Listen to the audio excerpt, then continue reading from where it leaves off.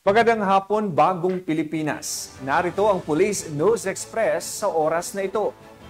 Patuloy pa rin ang isinasagawang rescue at retrieval operations ng PNP at iba pang ahensya ng pamahalaan sa mga lugar na labis na naapektuhan ng Super Typhoon Karina. Ito ay ayon sa pahayag ni PNP spokesperson Police Colonel Jean S. Fajardo sa ginanap na press briefing kaninang umaga dito sa Campo Crame. Ayon sa tala ng PNP, umabot sa 21 individual ang nasawi mula sa iba't ibang rehiyon na naapektuhan ng bagyo, kabilang narito ang Metro Manila.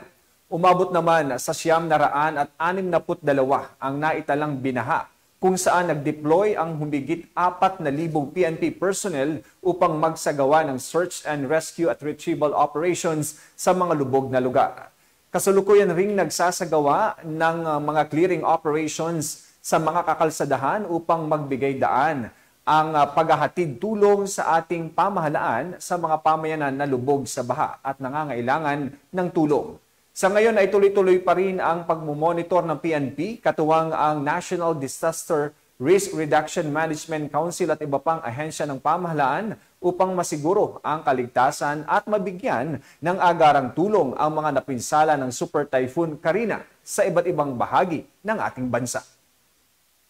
As of today po ay may mga 6 po tayong monitor po na rehiyon, kasama po dyan yung National Capital Region, Region 1, Region 2, Central Luzon, Calabarzon, Mimaropa at saka Region 5 po. So far yung Mimaropa Region at Region 5 po ay manageable pa naman po yung sitwasyon. However, yung Region 3, Calabarzon and NCRPO na tinitingnan po natin na medyo matindi po yung epekto po, ay nandun po ngayon yung concentration po ng pagpuprovide po natin ng humanitarian assistance and disaster response efforts po ng Philippine National Police. Naapektuhan po talaga sa NCR ay yung Valenzuela at ang Malabon po. So nahirapan po talagang pasukin po yung lugar po na yon dahil as of monitoring po natin kagabi ay lagpas bubong po yung mga lugar po diyan sa Malabon at Valenzuela. In fact, yung mismong mga rescue team po natin, yung kasama na po yung